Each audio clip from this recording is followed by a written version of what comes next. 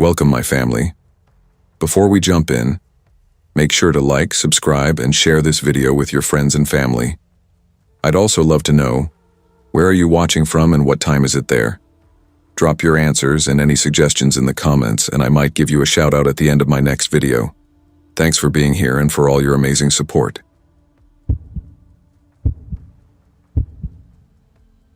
I didn't put the dining set up for sale because I was strapped for cash. Money had nothing to do with it. It was about clearing space, not just in the house, but in my head. After my mother passed, the farmhouse became mine, her last tangible gift, a place stuffed with echoes of her life. It wasn't just the photographs in frames or the clothes that still carried her perfume. It was the furniture, the knickknacks, the stacks of letters in drawers. Every inch of it felt like her. And in those first months, that was a comfort. But as time went on, I began to notice the weight of it all. It's strange how a chair can become a reminder, how a table can feel like it's looking at you, holding secrets you don't want to face. The dining set was the biggest offender. Solid oak, 6 chairs with curved backs, a leaf extension that slid in smooth as butter. I could still smell lemon polish clinging to the grain, as if every Sunday roast and holiday gathering had seeped into the wood itself. I'd walk past it and hear the scrape of forks, the murmur of conversations from years gone. Sometimes it felt like if I sat down there alone, I'd see her hands at the far end, pouring coffee, telling me to take another roll. For over a year, it sat untouched in the dining room, like a shrine. I told myself I'd keep it, maybe even use it if I had company, but nobody ever came.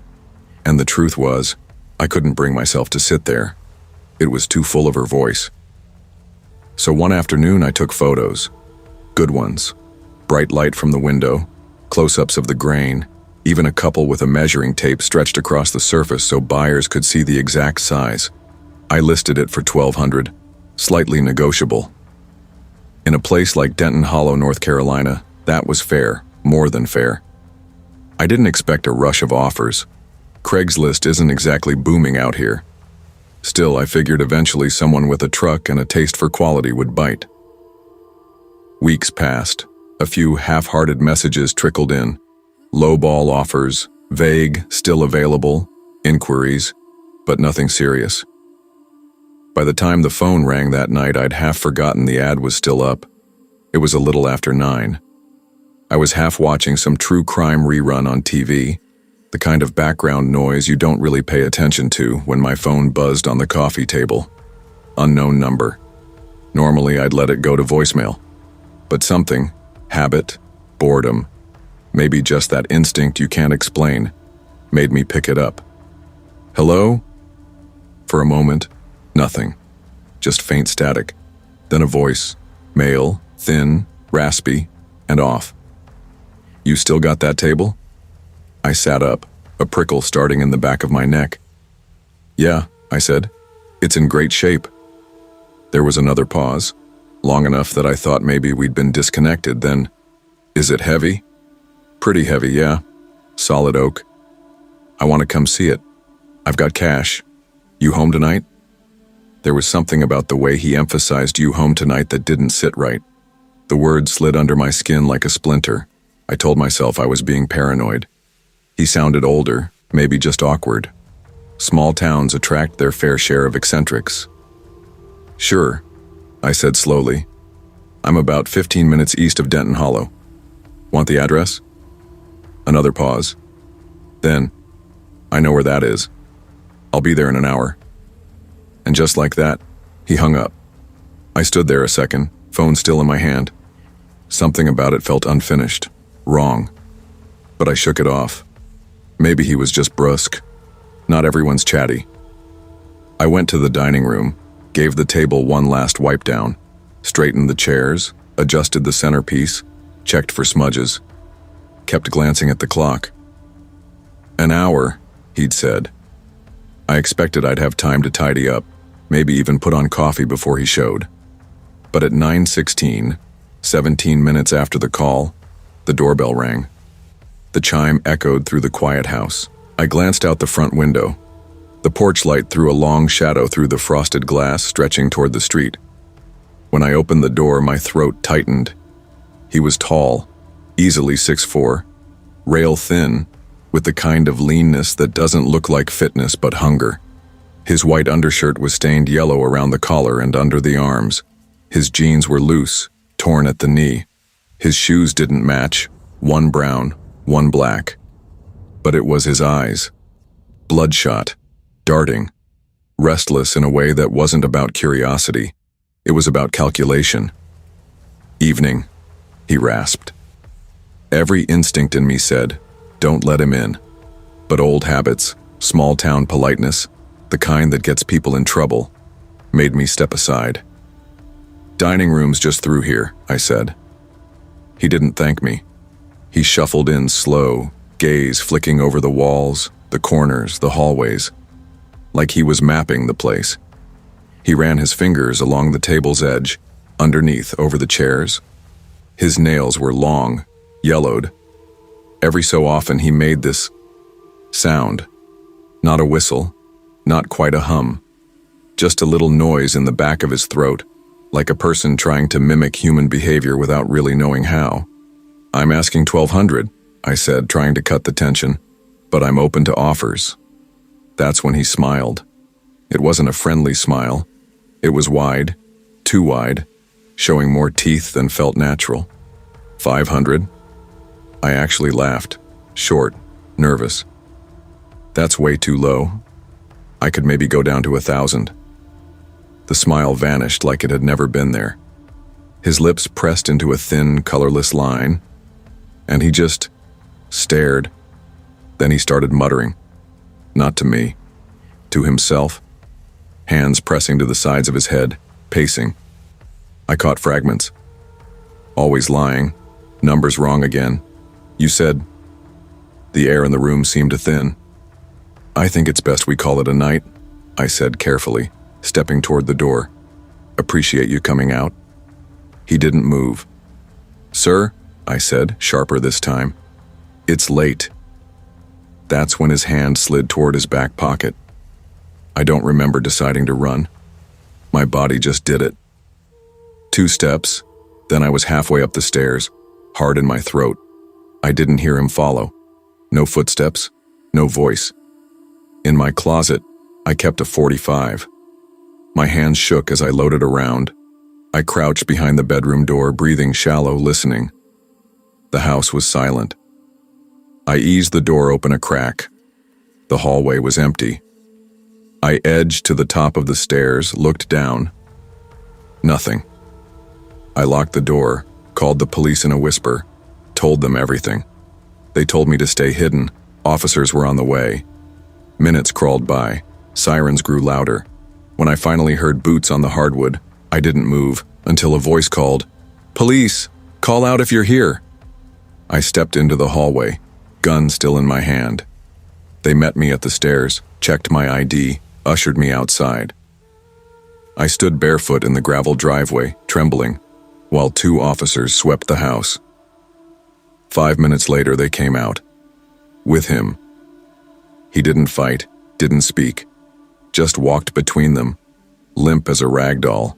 One officer stopped in front of me. His face was pale. "He was hiding in your pantry," he said. "Had a loaded revolver." I couldn't speak. They put him in the cruiser. As they drove away, he turned to look at me through the window. That look, I'll never forget it. It was hate, pure and unfiltered, like I'd ruined something for him, like he'd remember my face until the day he died or the day he got out. I changed the locks that night, bought a security system the next day. I don't answer Craigslist messages anymore, and sometimes when the house is quiet, I think about that 17 minutes, about how he'd said an hour but showed up early, about whether he'd been nearby when he called, watching. He's in prison now, but someday he won't be. When that day comes, I wonder, if someone like that decided they weren't finished with you, how would you ever know until it was too late?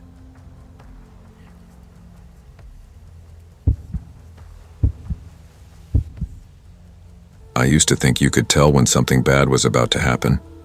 Some part of you, the animal part, would recognize the shape of danger even before you understood it. That was a lie I told myself to feel safer. The truth is, the worst things don't usually come with warning. They creep in disguised as something harmless like a phone call or an ad online for a used bed. My name is Claire Donnelly. I'm 41, recently separated, and living with my 6-year-old son, Luke, in a rented duplex on the east side of Buffalo, in a neighborhood called Fairhill. It's the kind of place people drive through on their way to somewhere else. Houses with paint faded to dull grays and blues, small fenced yards patched with weeds, porches sagging under the weight of years. You could say it's quiet, but quiet here doesn't mean peaceful. It means people mind their own business, even when maybe they shouldn't. Until last year, I thought my life was predictable. Not good exactly, but steady. My husband, Greg, worked in shipping for a small warehouse by the river.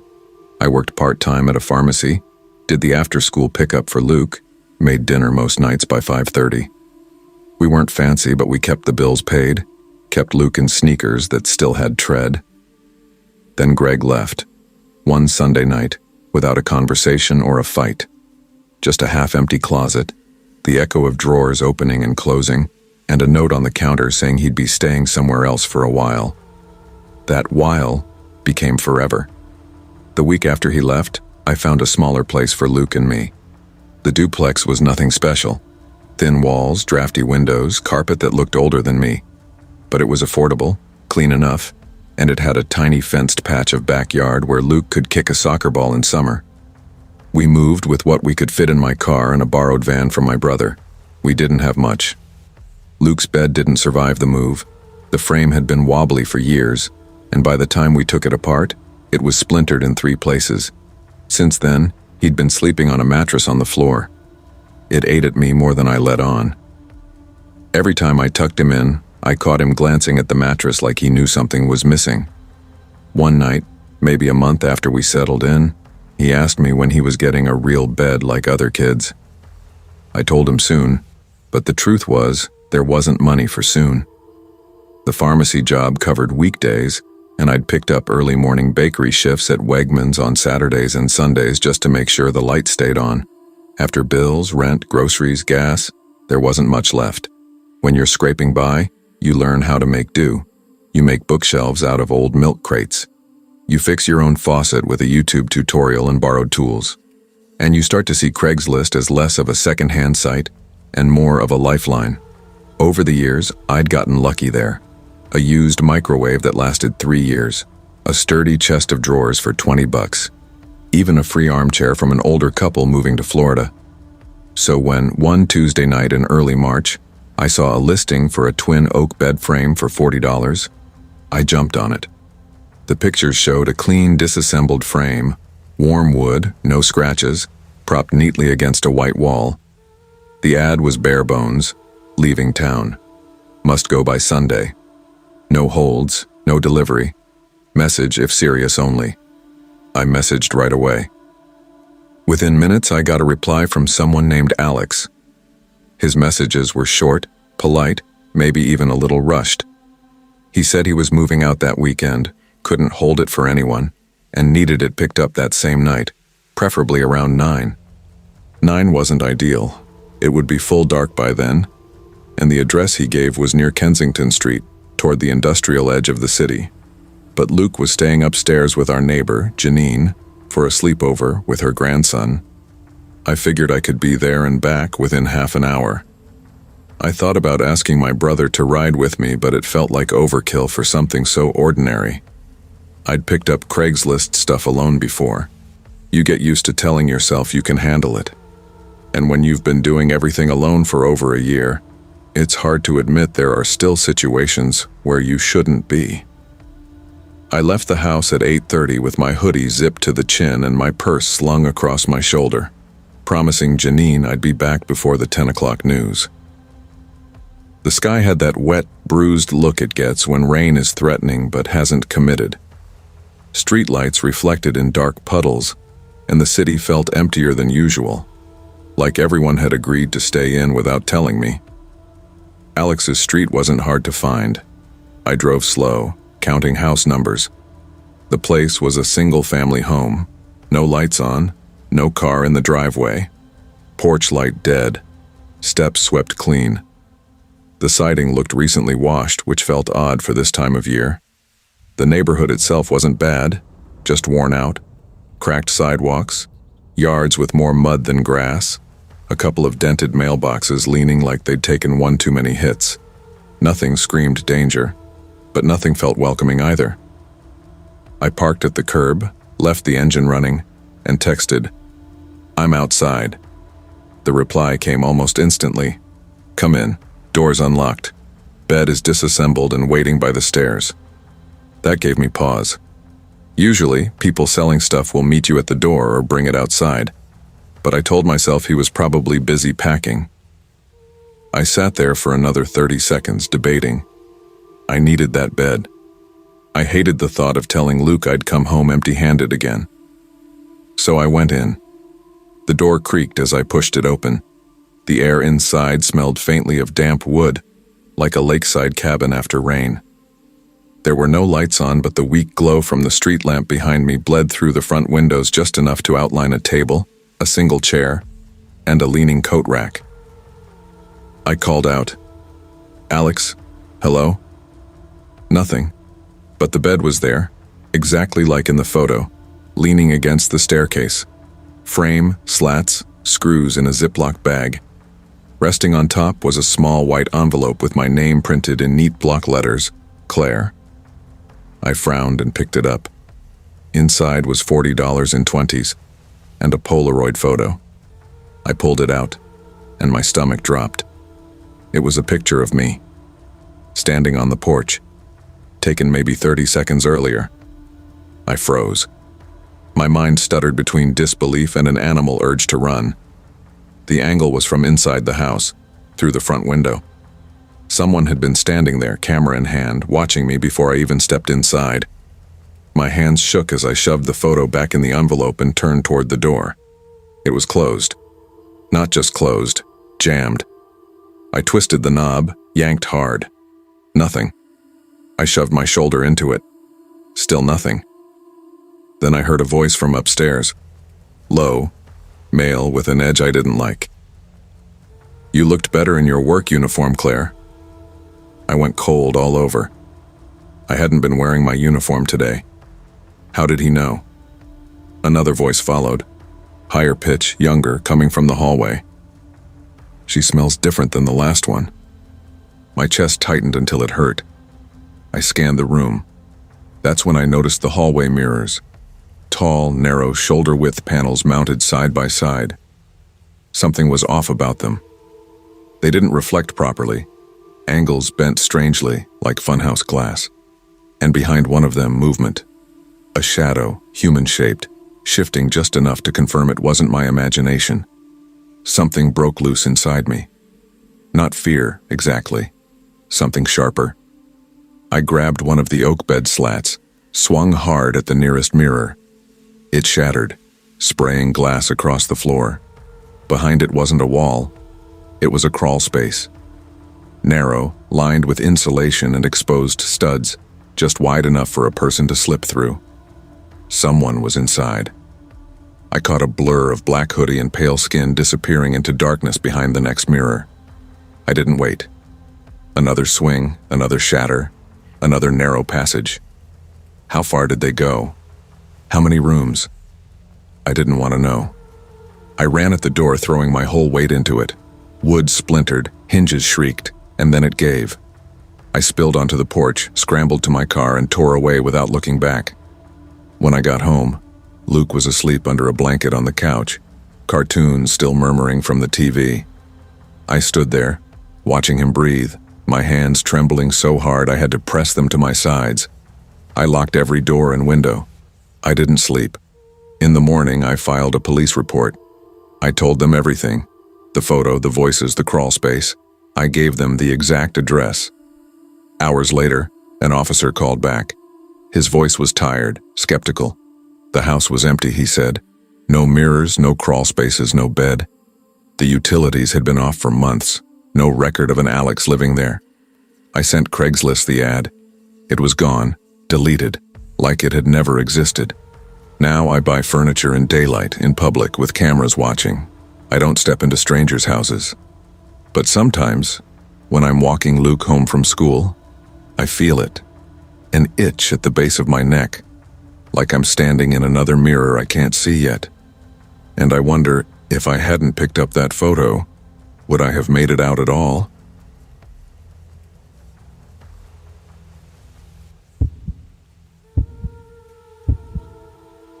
I wasn't supposed to be apartment hunting by myself. That had never been the plan. Melissa and I had made a pact years ago, in one of those half-serious, half-hopeful conversations you have during college. We were going to move in together after graduation, split rent, split utilities, maybe adopt a cat. It was going to be easy, familiar. She'd cook, I'd clean. No awkward Craigslist strangers, no risky Facebook marketplace meetups. Just two best friends figuring out life together. Then her job offer in Portland got delayed by months, maybe longer, and everything shifted. I'd already accepted a position as a veterinary technician in Brighton, about 2 hours from the town I'd grown up in. And the start date wasn't negotiable. My parents made it clear they loved me, but also that my old bedroom wasn't meant to be permanent again. I needed to move out before the first of the month. I told myself it was fine. Just find something cheap and temporary, a 6-month lease, maybe even shorter if I could swing it. And then I'd join Melissa wherever she landed. The problem was, Brighton rent was merciless for someone making just above minimum wage and still paying off student loans. By the third night of scrolling rental websites and classifieds until my eyes hurt, I ended up somewhere I swore I'd never look for housing: Craigslist. The ad was almost absurd in its simplicity. Room for rent, female roommate only, $225 month. That was it. No long paragraph about the location, no lifestyle description, no quirky personal details about the current tenant. Just a single photo of the front of a white-paneled single-story house, and that price. $225 in Brighton was unheard of. Even for a bedroom in a shared house, you'd expect at least triple that. The listing claimed the owner was a 23-year-old nursing student looking for a female roommate. Utilities included private bedroom, private bathroom, no men, no pets, quiet neighborhood. The photo made the place look a little tired. Grass overgrown, porch swing crooked, but not dangerous. Not at first glance. I hesitated. Too good to be true was practically Craigslist's middle name, but desperation makes you bend rules you promised yourself you'd follow. I sent a quick message. "Hi, my name's Talia. I just accepted a job in the area and I'm looking for a room to rent quickly. Your place looks perfect. Would love to stop by and see it. I'm respectful, quiet, and I don't smoke or have pets. Thanks." 20 minutes later, my phone buzzed with a reply. "Hey, I'm at work now, but can you come by tomorrow evening, say around 8? I work nights, so that's when I'll be home. I'll text you the address. Just use the back door. Front's broken lol." No name. No Sarah or Emily at the end. I told myself she was probably just in a rush. Nursing students had weird hours. Vet techs did too. Still, when I called Melissa the next morning to tell her, she went quiet for a beat before saying, "Craigslist, Talia, seriously? That's how horror movies start. You're not going alone, right?" "I'll text you the address," I promised, "and I'll call you after. If I vanish, you've got my last known location." She didn't laugh. By the time the next day rolled around, I'd convinced myself she was overreacting. The logical part of me said this was just another overworked student who didn't have time to fuss over a formal showing. The address took me further out than I expected. Brighton's main streets faded into quiet residential blocks. Then those blocks gave way to longer stretches of road flanked by tall grass and scattered houses, each sitting alone on its own plot of land. There were no streetlights here, just the deep blue dimming sky and the hum of cicadas in the fields. At 7:55, I pulled into a gravel driveway. The house from the photo sat ahead, its siding dull with age. its front porch sagging slightly in the middle. The blinds were drawn tight over every window. The only light came from a faint yellow glow deep inside, maybe the kitchen. There was a note taped to the front door in slanted handwriting. Door broken. Please use back. Something about it made my stomach turn, but I told myself it was just the rural quiet that felt off. The backyard was even darker. The grass brushed against my shins as I walked around the house, gravel crunching under my shoes.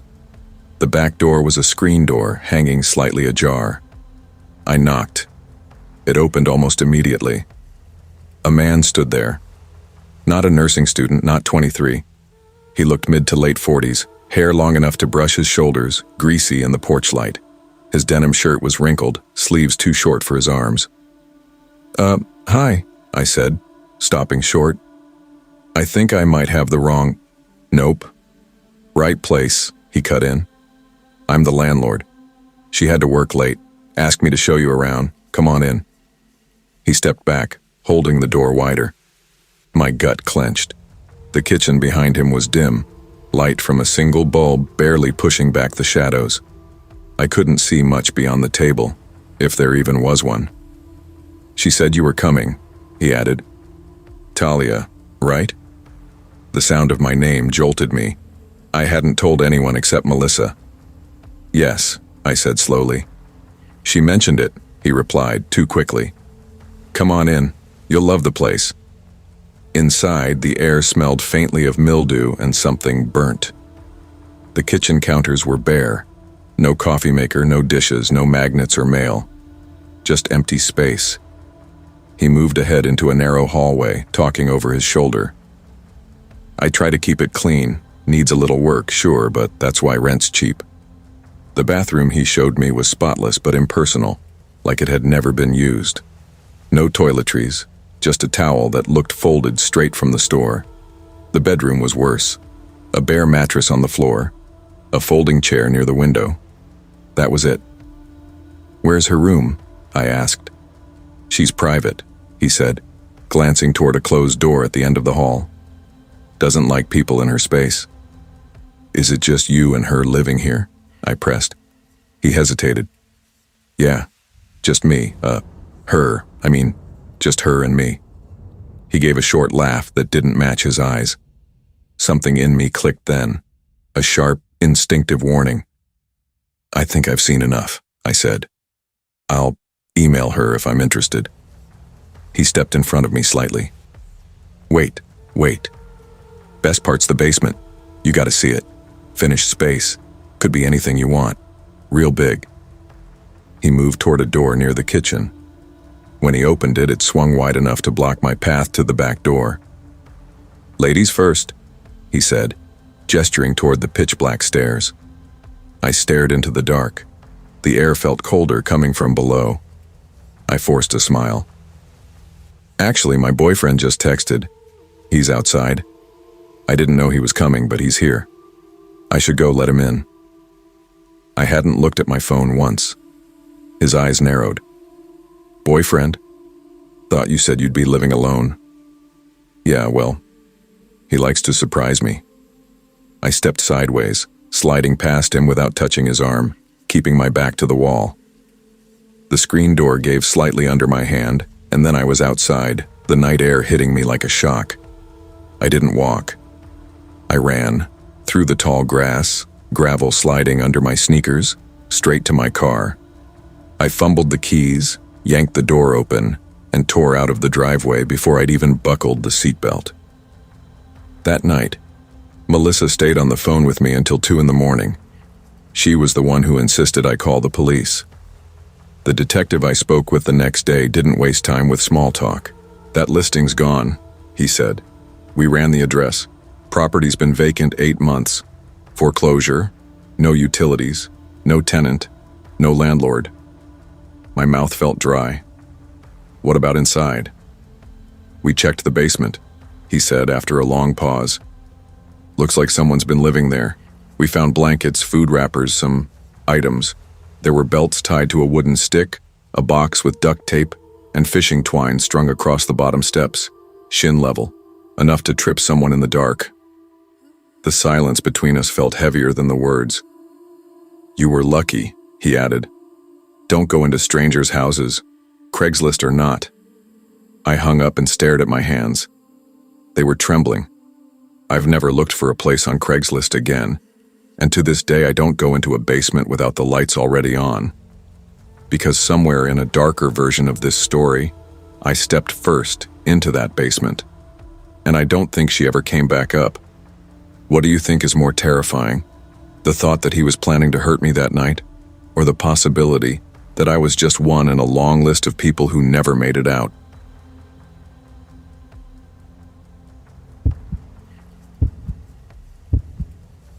It's strange the way people talk about hitting rock bottom. They describe it like a single sharp impact, as if there's a moment you can circle on a calendar and say, "That's the day everything fell apart." But that wasn't how it happened for me. Mine came slower, quieter, more like the tide creeping in while you're sitting on a rock. You notice the water brushing your shoes, but by the time you think to move, you're already soaked, and the shoreline is gone. By the time I turned 32, I had stopped pretending I was someone in motion. I'd been a college dropout for a decade, drifting between jobs that left no trace when they ended. At one point, I told people I wanted to teach, then later that I was working on a novel. I stopped saying either once I realized they'd become just as hollow to me as they sounded to everyone else. My last job, bussing tables at a small diner on Congress Street, ended after I froze up during the lunch rush and dropped a full tray of drinks onto the tile. My manager put a hand on my shoulder and said I seemed burned out, as if that was something you could treat with a nap and some herbal tea. She wasn't wrong. I moved into my friend Kara's spare room not long after. Spare room was generous. It was a corner of her apartment sectioned off by a hanging curtain, with a thrift store mattress pushed against the wall. I had a suitcase, a laundry basket, and one shelf for the rest of my life. Kara didn't complain. She had her own way of surviving, working double shifts at a tattoo shop and drinking hard enough on weekends to make Mondays feel mercifully far away. I spent most of my days lying on that mattress, scrolling my phone until the screen blurred. Craigslist became my strange comfort. Not even the job listings at first. I'd skim through lost pet posts, missed connections, free curbside couches with rain stains, anonymous rants in the community section. It felt like wandering through the back hallways of a city you weren't meant to see. A place where everyone was a little raw and nothing had been polished for display. One gray afternoon in late March, I found it. The ad was simple. Need help organizing an old house. Flexible hours. Tea, stories, and snacks included. If you're the quiet kind, we'll get along great. It was the last line that hooked me. I hadn't had a real conversation in nearly a month unless you counted ordering takeout or mumbling to Kara. The thought of someone wanting my presence without demanding energy felt like sunlight cutting through blinds. I didn't send a resume, just typed, "I'm quiet, and I could use the work." The reply came 20 minutes later. The man's name was Harold Finch. He lived in an older neighborhood near the Eastern Promenade, the kind of street where the houses leaned a little from years of salt wind and the gardens grew wild. He gave me the address and told me to come by any afternoon that week. It was drizzling when I went, the kind of fine mist that clung to your clothes. His house was at the far end of the block, its shingles faded to silver gray, with ivy creeping halfway up the porch railing. The curtains were drawn in every window. I had barely lifted my hand to knock before the door swung open. "You're younger than I pictured," he said. "And you're less intimidating than I worried," I replied, before I could think better of it. Harold smiled, a small, deliberate curve of his mouth. He looked to be in his late 70s with neatly combed white hair and glasses that magnified his eyes, just enough to make them seem larger than they were. He wore a cardigan with patches on the elbows and spoke with a rhythm that made you think of old-school teachers. Inside, the house smelled faintly of lemon polish and old paper. The living room was dim but warm, with thick floral drapes and a piano in the corner draped with lace. There were books stacked on every surface. History, poetry, faded hardcovers with no dust jackets. He poured tea before we even started working. The task, as he explained, was simple. go through boxes that had been collecting dust for decades. Most were in the attic or in unused corners of the house. His wife, he said, had been gone a long time. She never liked parting with things, he told me. Everything held a story. And that's how the days went. Quiet work, sorting yellowed photographs, brittle letters, costume jewelry, pressed flowers in envelopes. Sometimes he'd tell me a story about an item. Other times we worked in silence. It was oddly calming, like the background noise in my mind had finally quieted. By the third visit, I didn't hesitate to go. He tried to pay me once, but I refused. "I just like being useful," I said. He didn't push it, just nodded like he understood. But small things began to stand out. There were 3 hallway closets. We'd cleaned 2 together. The third, just past the bathroom, was always locked. The first time I asked, moving a chair near it, Harold's tone changed almost imperceptibly. "That one's private." It was final. Another day I found a box labeled Eleanor's School Things. Inside were dozens of scarves, silk, cotton, patterned plain. Each had a strip of masking tape with a name written on it in neat black marker. None of them said Eleanor. The box didn't feel nostalgic. It felt wrong. When I was leaving that day, I paused near the locked closet without meaning to. I didn't hear Harold's footsteps, but suddenly he was there behind me. "Organizing ghosts now?" he asked. His smile didn't reach his eyes. After that, I noticed how he always seemed to know where I was in the house, even if I moved quietly. His stories became less coherent. I never saw him wash dishes, but the teacups were always spotless, and I started feeling watched.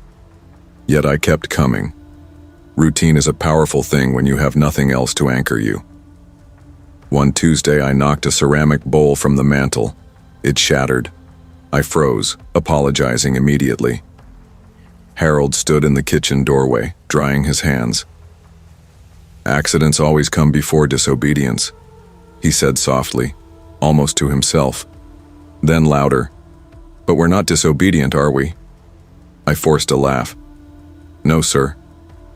That night I dreamed I was inside the locked closet, the air thick with perfume, scarves tightening around my face. I woke, gasping. The next time I went, the front door was unlocked. Harold was waiting in the hallway, a ring of keys in his hand. "Thought today we'd sort this one," he said, nodding to the closet. My mouth went dry. "I'm not feeling great. Think I'll head home early." He didn't look angry, just disappointed. I thought we were building something real here. I muttered something about rest and left, walking quickly but not running. That night I typed his address into the Portland Press Herald archives. It took hours of scrolling, but I found it. A missing person case from 7 years ago. Woman named Dana Brooks. Last seen walking her dog near the Eastern Promenade. In the photo, she was wearing a pale blue scarf with a silver pin. I had seen that exact scarf in the box labeled Eleanor's School Things. I didn't call the police. I told myself I had no proof, just a feeling, and feelings don't hold up in court. I never went back. I deleted his contact information and blocked the email. Every so often, I still browse Craigslist. It's a reflex now, like checking the weather. Sometimes I see it. Same ad, same wording, different email. And I wonder, how many other quiet kinds stepped into that house? How many never asked about the locked closet? How many mistook that calm, careful smile for kindness? The part that keeps me awake isn't the scarves. It isn't the locked door or the way he moved silently through those rooms. It's how safe I felt at first. So here's my question. How do you tell the difference between safety and a trap when you've been desperate for one for far too long?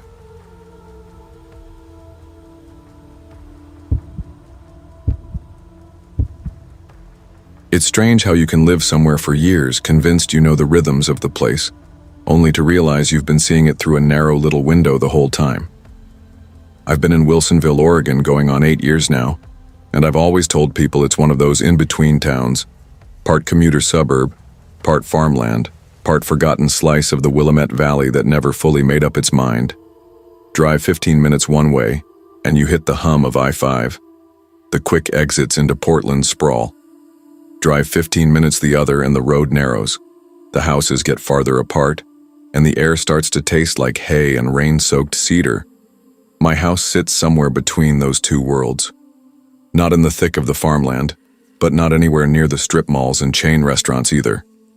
3 acres, a long gravel driveway that always manages to find its way into your boots, and a thin wall of Douglas firs that separates me from the county road.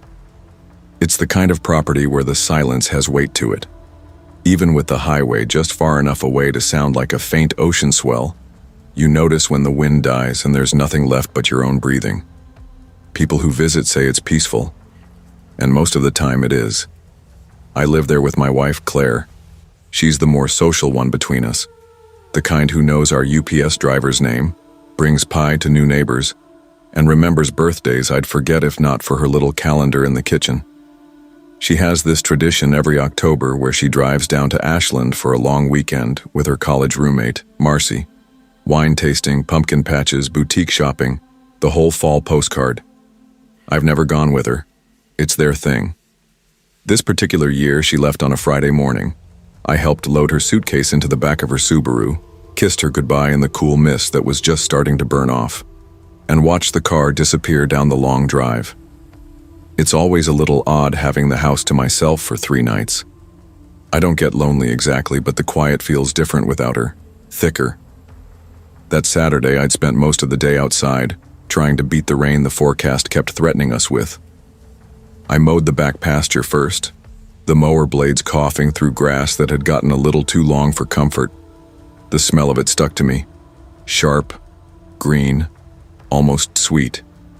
By mid-afternoon, the sun had finally punched through the clouds, turning everything gold, and the air had that crisp edge to it that tells you summer's really over.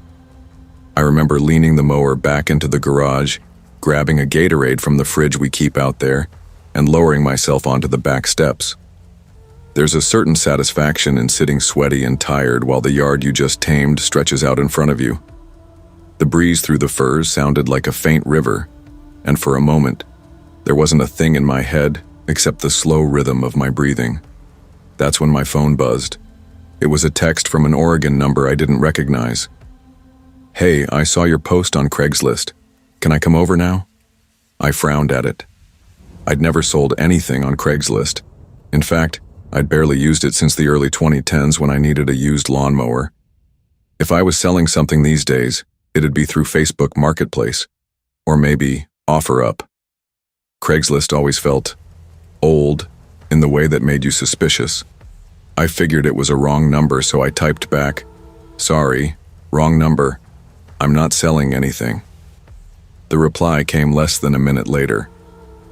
"Then this is your place, right?" Beneath it was my full address. The first thing that hit me wasn't fear, not right away, but that prickle you get when something doesn't add up, and your brain starts rifling through possible explanations. Spam? Some data leak? One of those creepy people search websites? Still, I felt the shift in my chest like the air had gotten just a fraction heavier. I stood, walked inside, and locked the garage door behind me. My laptop was still open on the kitchen counter, and I did a quick check. Maybe Claire had listed something without telling me. She's sold old furniture online before. Nothing. I called her. She answered on the 3rd ring. "Everything okay?" she asked. "Yeah. Just a weird question. You didn't post anything on Craigslist lately, did you?" "No," she said slowly. "Why?" I read her the texts, word for word. "That's creepy," she said flatly. "You didn't click on anything weird online lately?" "Nope, just email and weather. Maybe just block the number. Could be some scammer or phishing thing." "Yeah, probably." But I wasn't convinced. I blocked the number anyway, trying to follow her advice. Made dinner, reheated some leftover chili, watched a little TV. But sometime around 10, I unblocked the number. I told myself it was just to make sure they hadn't texted something useful. Maybe they were looking for a different address. The truth was, curiosity had its hooks in me. At 10:23, the phone buzzed again. "So, can I come over or what?" No smiley, no explanation. Just that flat question. I typed back, "No, don't come over. I'm not selling anything." I locked the front door, checked the back slider, turned on the porch light. Each motion felt like it was happening in a house that was a little less mine than it had been a few hours ago. At 11:15, the next text came through. "I'm here." It's strange how quickly the body can shift into that fight-or-flight mode. One moment I was sunk into the couch, half watching a UFC replay. The next, my chest was pounding, my palms damp. I yanked the curtain back from the front window. Nothing.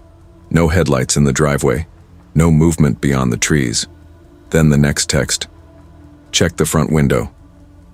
I don't know how long I stood there before I moved. I pressed my face to the glass. A man stood less than 2 feet away. He wasn't moving. His eyes were wide, too wide. And there was something wrong about the way his mouth was pulled into what I think was meant to be a smile. His skin was pale under the porch light, and he had that rigid stillness that made it feel like he'd been standing there long before I'd looked. I stumbled back, phone in hand, and dialed 911. My voice sounded different to my own ears, thinner. "This is Aaron Blake," I told the dispatcher. "There's a man outside my house staring in my window. He texted me. He has my address.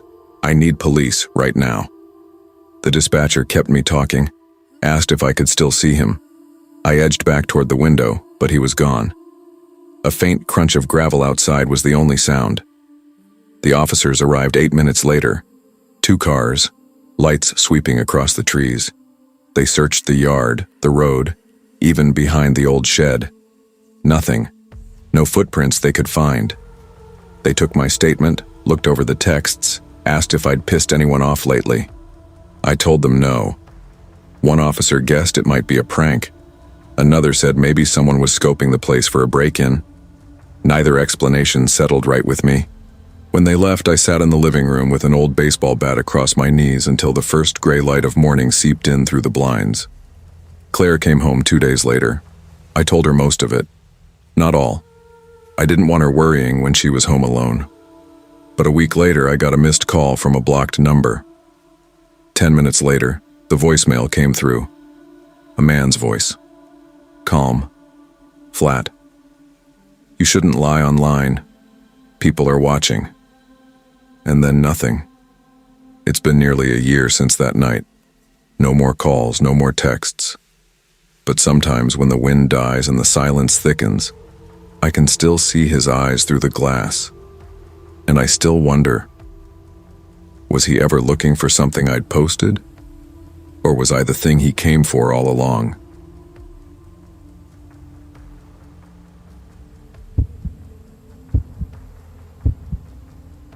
It's strange how quickly a life can shrink down to the size of a single apartment. In my case, it was 820 square feet over a liquor store on the corner of Mulberry and East Mason in Tacoma, Washington. The place had a warped front door that never closed on the first try, a perpetually humming soda cooler downstairs that you could hear through the floorboards at night, and a neighbor who smoked so much the smell of stale tobacco clung to my clothes even after I washed them. That was the whole world I lived in after my marriage ended. I used to think starting over in your 30s was a kind of adventure, like those stories you see online where someone gets divorced, moves to a cabin in the woods, and suddenly finds meaning again through yoga or pottery or hiking trails.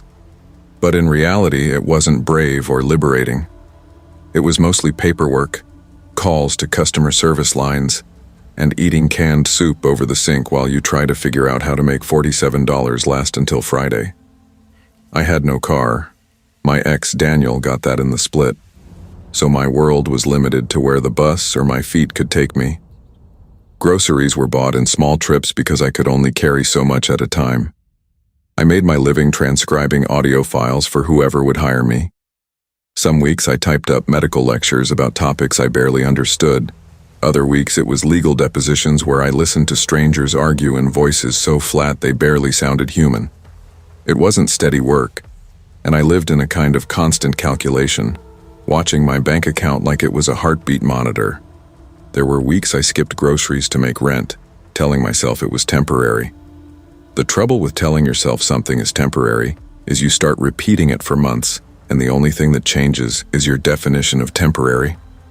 It was in the middle of one of those long gray stretches that I found the ad.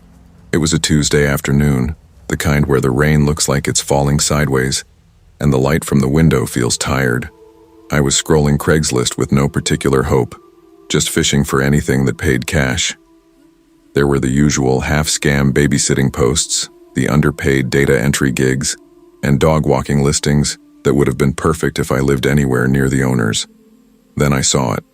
Quiet, reliable woman needed to house sit for 10 days.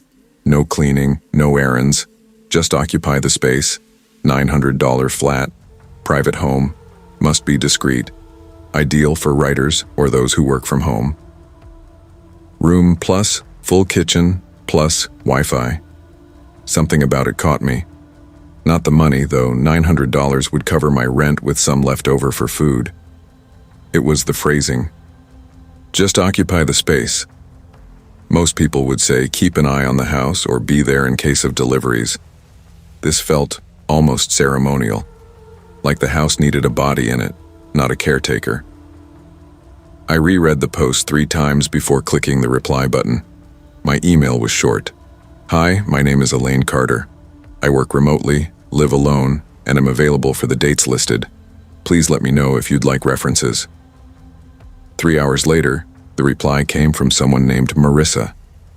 She said she was flying to Maine to care for her mother after surgery and wanted someone to keep the energy in the house from collapsing. Her words, not mine. She didn't say, watch over it or look after it. She said, keep the energy. She asked if she could call. Her voice, when it came through the line that evening, was soft and slow, like someone speaking in a library. She asked if I was quiet, if I could follow instructions, if I was the kind of person who kept to themselves. I said yes to all 3. Then she gave me only 2 rules. Please don't move any furniture, she said, and please don't go into the basement. I asked why. She told me it was sealed because of a mold problem, a health risk. I didn't push. 2 days later, I was on the 10 bus heading toward Ruston Way, a part of Tacoma I'd only ever passed through before. The air smelled different there, saltier, cleaner. The houses were old but cared for, with wraparound porches and hedges that looked like they'd been clipped by hand. When I reached the address she'd given, I almost thought I had the wrong place. It was the kind of house you'd see in a magazine spread. Pale gray siding, white trim, and just enough ivy to make it look lived in, but not overgrown. 2 stories, candles glowing in the front windows. Marissa opened the door before I knocked. She was taller than I expected, maybe 5'9", with the kind of thin frame that made her look like she'd been stretched. She wore no makeup. Her hair was pinned back, though a few loose strands curled around her temples. She didn't shake my hand, only stepped aside to let me in. The first thing I noticed was the candles.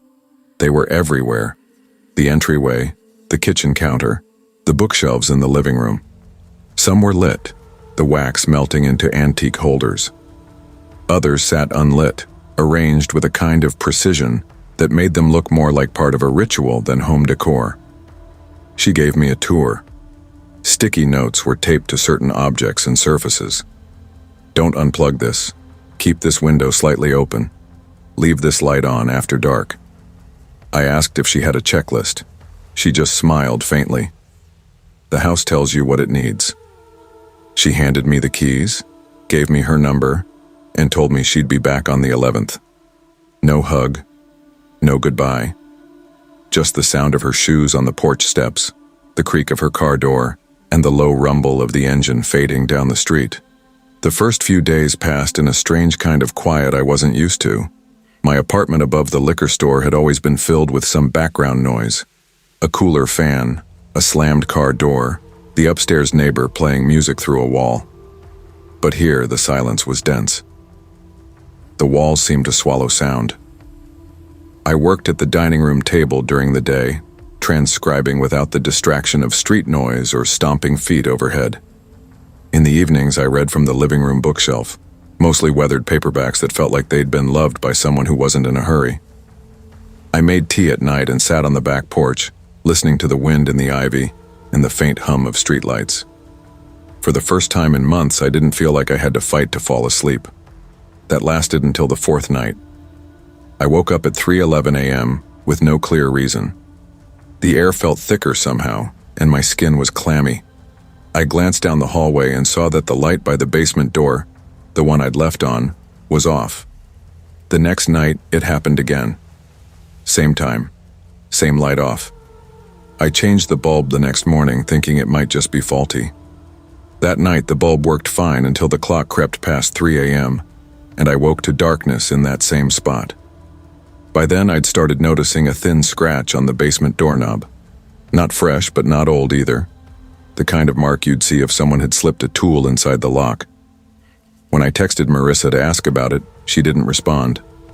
The first time I heard the humming, it was so faint I almost thought it was in my head. Low, steady, and coming from the other side of the basement door. The moment I pressed my ear against the wood, it stopped. Over the next days, the house began to feel subtly altered.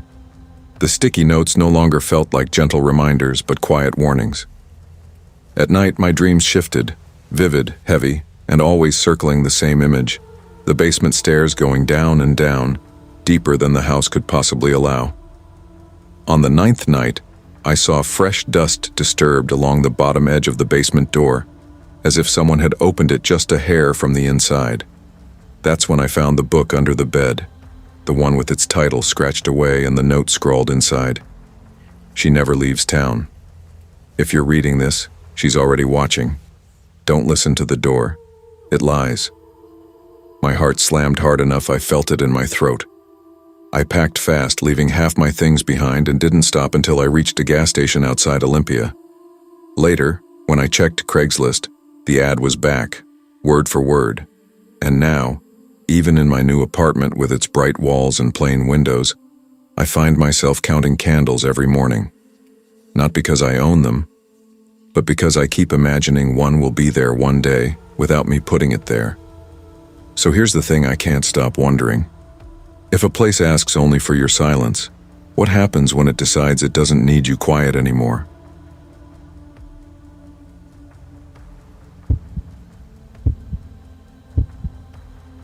I used to believe horror made itself known, that it entered your life with the kind of force you couldn't ignore. A sudden bang, a scream in the dark, the unmistakable feeling of being watched. But I've since learned that real horror has a different rhythm.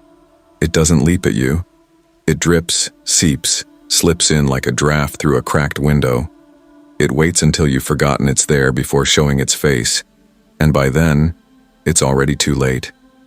For me, it began without drama. No blood, no shadows, no warning, just a small decision made late at night, in the kind of haze where your guard is low. A Craigslist posting, a tab I almost closed. I was 23 at the time, trying to survive my final semester at SCAD in Savannah. My focus was sound design, specifically the kind of sound work that doesn't announce itself. I didn't care about big budget explosions or monster roars. I wanted to build soundscapes that slid under people's skin, that made them uneasy without knowing why. I was obsessed with quiet, not silence, but the subtle textures hiding inside it. The problem was, Savannah wasn't cooperating. My thesis project required recordings in a unique space, something with character, an acoustic fingerprint no studio could fake. I'd already tried 2 professional recording sessions, but the first space was too acoustically dead, and the second was riddled with mechanical noise I couldn't scrub out. My fallback location, a century-old barn a friend's family owned, turned out to be too close to a highway. Even at 2 a.m., I was picking up the ghost of distant traffic. Weeks of failure had drained me. My professor was asking for progress updates I didn't have. My bank account was nearly flat, and my motivation was starting to rot from the inside. That's when I found the listing. It was a Tuesday, almost midnight. My laptop balanced on my stomach as I lay on my apartment floor. Craigslist was a wasteland that night. Furniture listings with flash glare, jobs that were scams wrapped in polite wording, a few musicians looking for drummers. I was about to call it when a headline caught my eye. Need help documenting sound in old coastal house.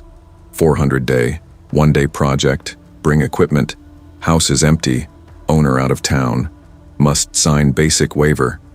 $400 for a day's work was enough to get my attention.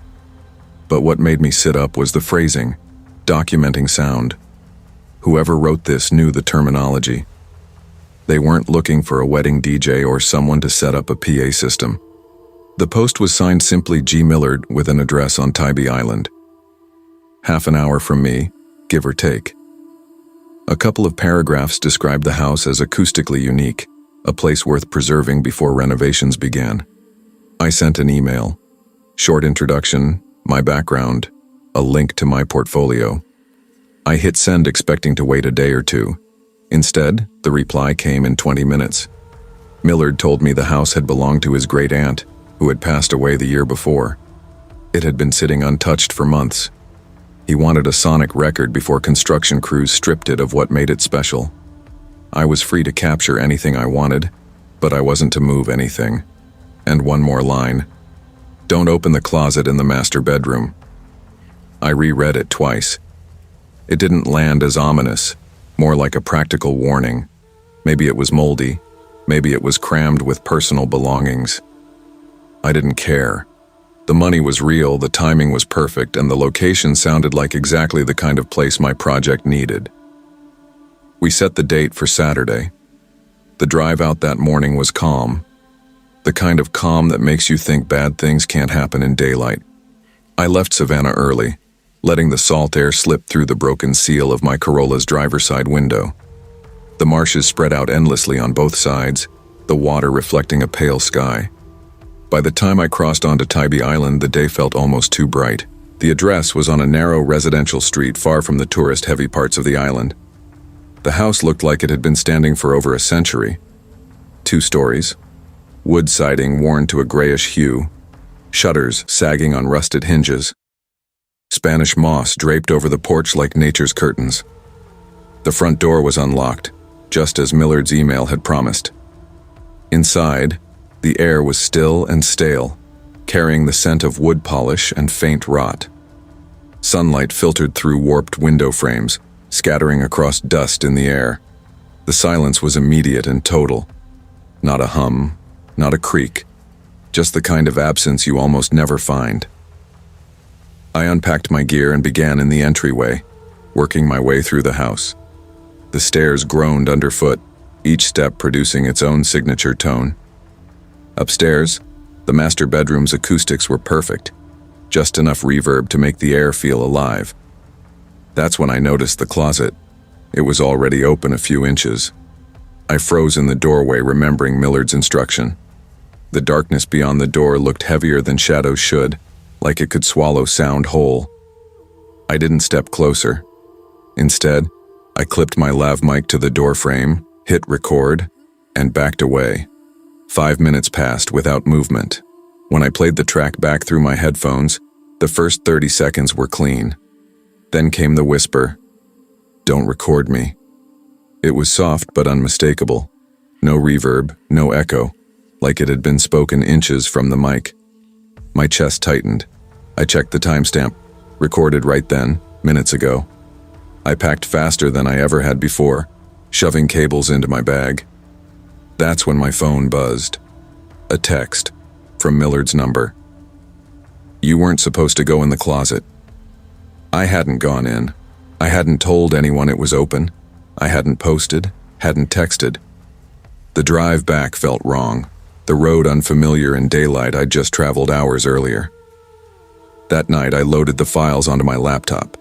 Most were perfect, but the last track, the one where I'd muttered, "Leaving now, thanks for nothing," held something else. 10 seconds later, another whisper. "See you again soon, Drew." I never said my name in that house. I shut the laptop. My apartment was too quiet. Over the next week, I told myself it was interference, a trick of acoustics. But every time I used my equipment after that, I picked up fragments. Low tones that didn't belong.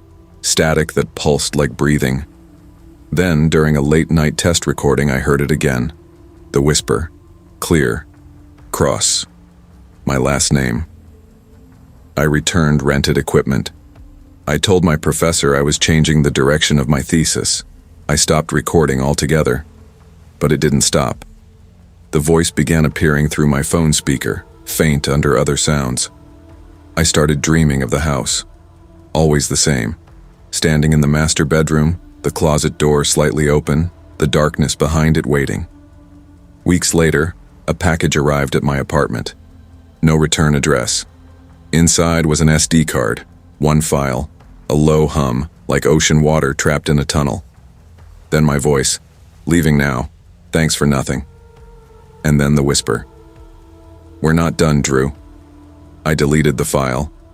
It didn't matter. I still hear it. Not in recordings anymore, just in the quiet. And now I wonder, if you heard something speaking directly to you from a place you couldn't see, would you press record again?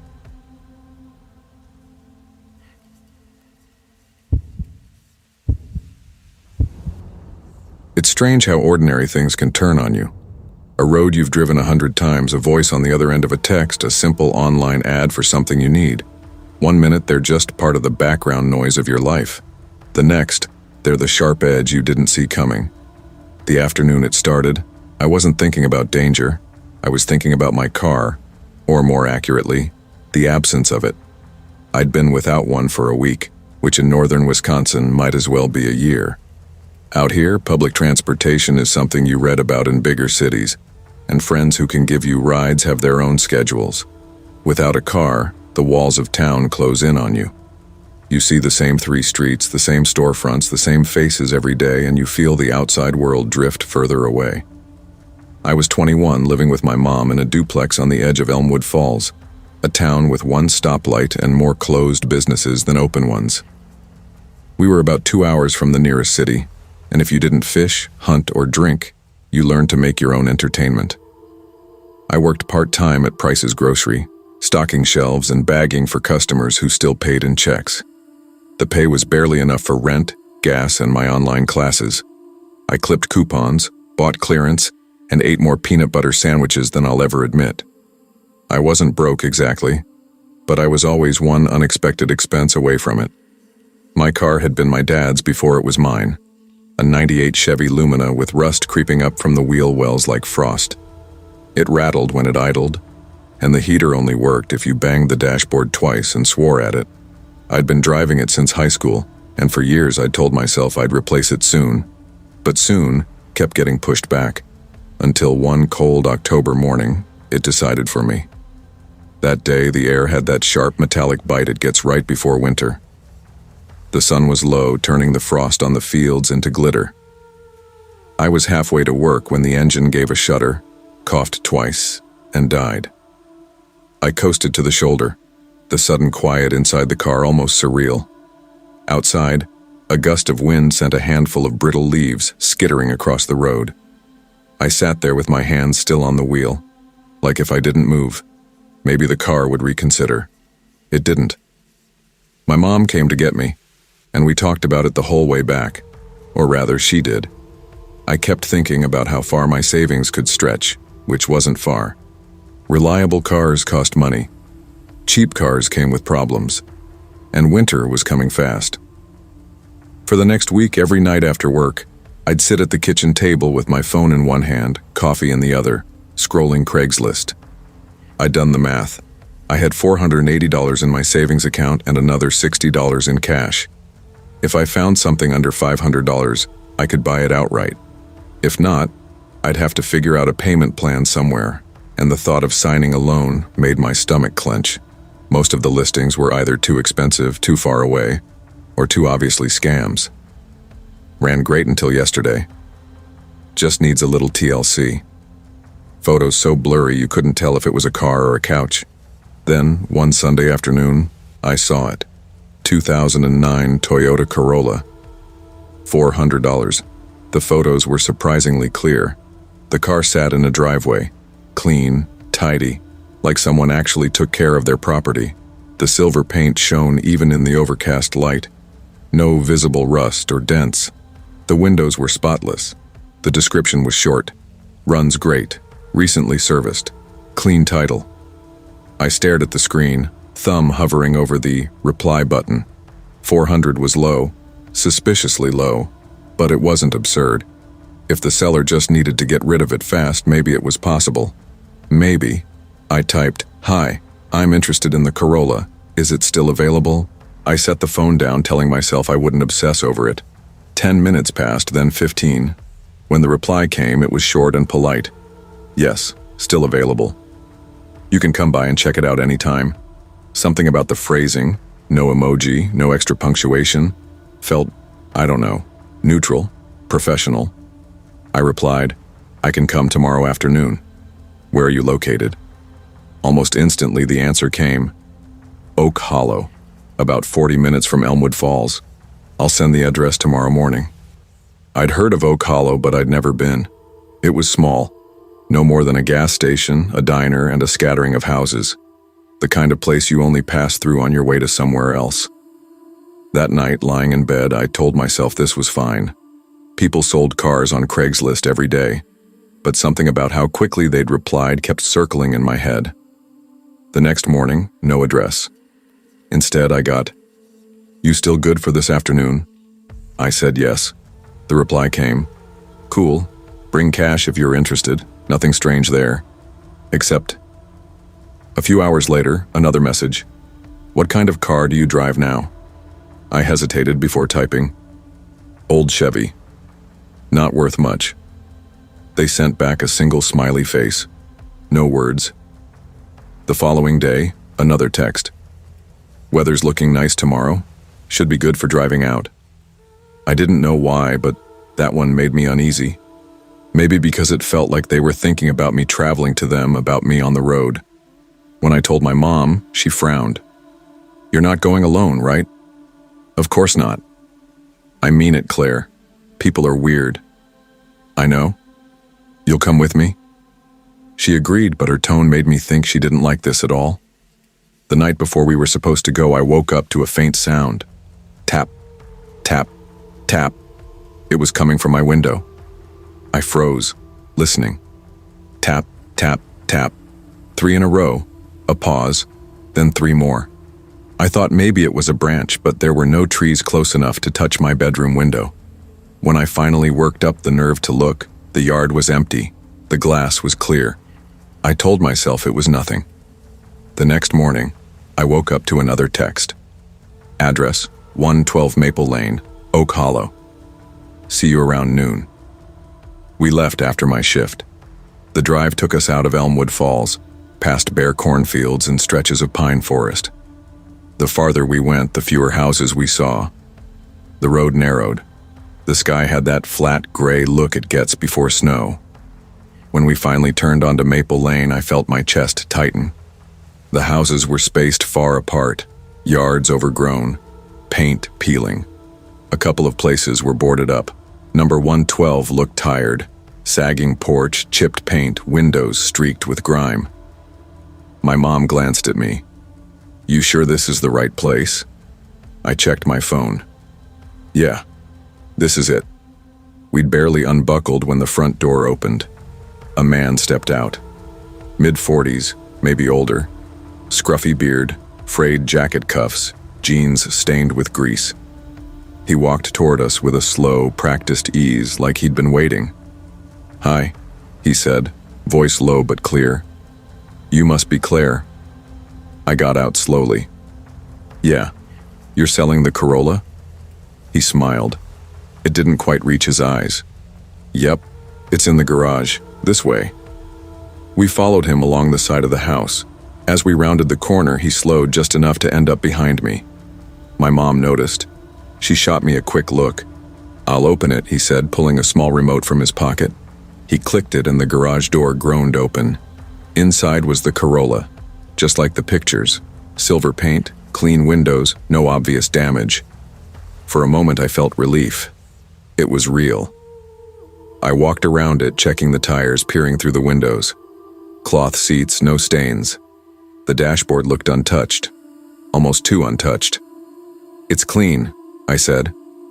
"Told you," he replied, still smiling, still watching. Then, something on the far wall caught my eye. A folding table, half in shadow. On it were photographs. I stepped closer, curious. Then I froze. They were of me, taken from outside my house, through my bedroom window, through the slats of the backyard fence. Some were zoomed-in shots of my face while I slept. Others showed me walking to my front door, getting into my old Chevy, sitting at the kitchen table. One was taken through the bathroom window, me brushing my hair in the mirror. My stomach dropped. My hands went cold. "What? What is this?" I whispered. He didn't move.